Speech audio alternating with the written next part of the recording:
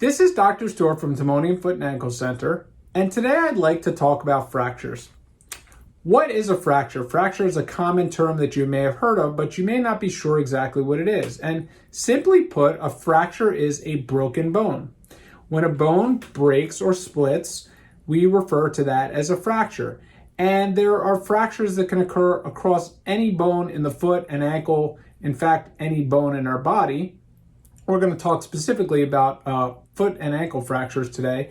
And, we commonly see these types of injuries. A lot of times we will see injuries to the ankle where the ankle is twisted and turned, and sometimes the ligament gets injured only, and sometimes the ankle bones get injured and fracture. And I'm sure we've seen plenty of sports injuries where it looks like the ankle is dangling off the body, and a lot of times, don't get me wrong, they're horrible injuries, but they look a lot worse than they are because once the bones are realigned and put back together, everything looks great.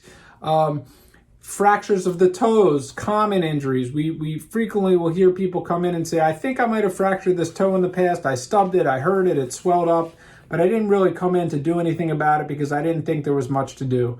And truthfully, there's not many times when we do things about toe fractures, unless in fact they are dislocated. And dislocated means that, this is the toe. Dislocated means that the toe is not aligned at the joint. So the toe would be off. It would be literally either over or up. And that a lot of times requires us to numb the patient up in the office and pop everything back into place. But generally speaking, toe fractures, unless it's the big toe, most of the time they're treated with open toe shoes, buddy splinting where the toes are taped together.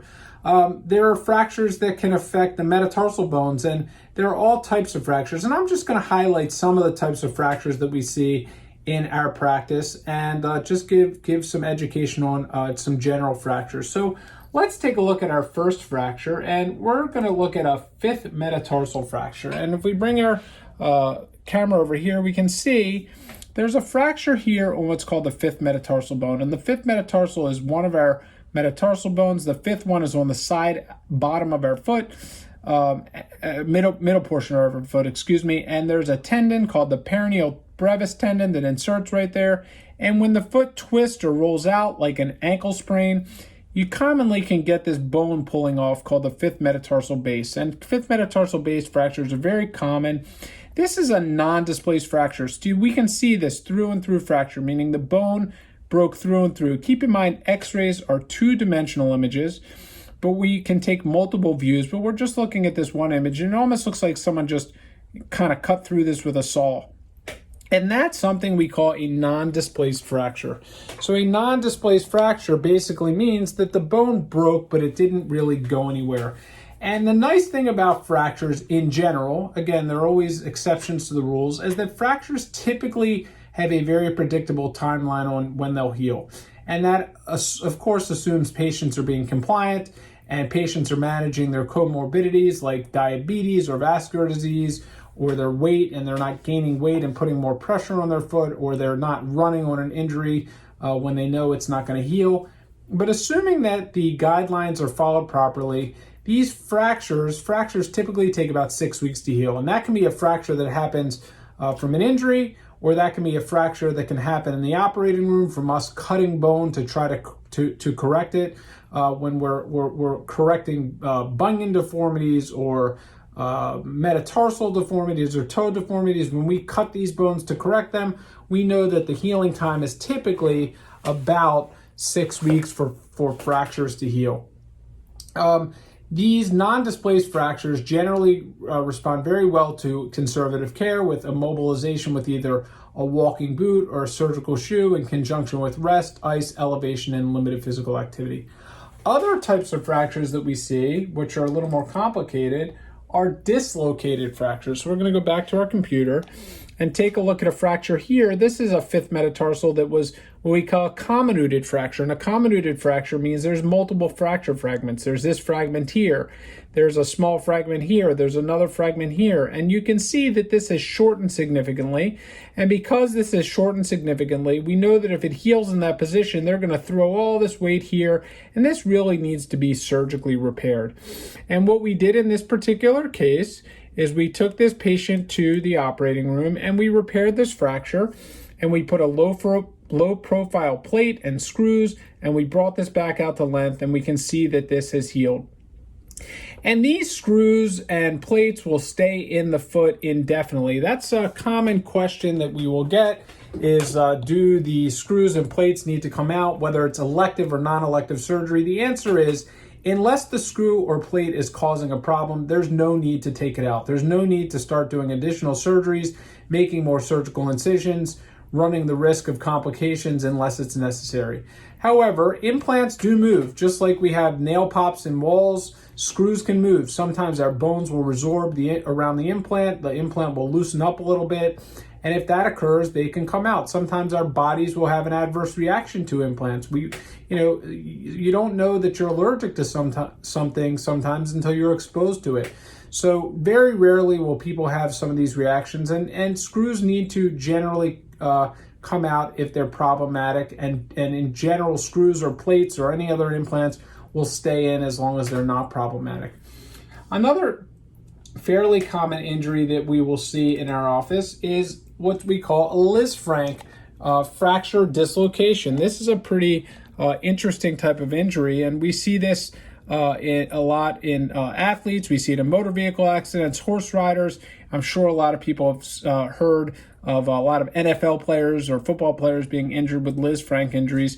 And these are interesting injuries. And if you look on this x-ray, you can see there's a big gap right here. And these are fairly easy injuries to miss if you're not careful in your diagnosis. And if you look at this, you see how this piece of bone looks a little abnormal. And this bone is not well aligned with the bone here. And there's a big gap here. And I can tell you without showing you the other foot, we always take a picture of the other foot to compare it, and this other foot was well aligned. This patient actually delayed getting treatment on this by about 6 months. The patient also had a severe ankle sprain, which, just to bring up, ankle sprains are a soft tissue injury, and a lot of times when we see people with ankle sprains, they'll comment, "Oh, thank God I didn't break my bone." Well, breaking your bone generally has a little bit more of a predictable timeline for recovery, other than this type of fracture, quite frankly, or a severely comminuted fracture. But ankle sprains sometimes can require surgical repair. And as a matter of fact, we ended up taking this patient to the operating room, and we fixed this Lisfranc fracture dislocation by here's the post-operative picture, and you can see we closed that gap down.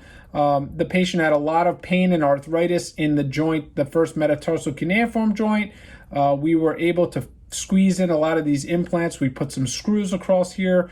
We put screws across here. We put a staple across here, and we were able to bring all of these joints together. And I will tell you, this patient had 9 out of 10 constant pain in this surgical site before the operation, and pretty much within the first few weeks after the surgical pain resolved, the pain went away, and the patient's doing excellent.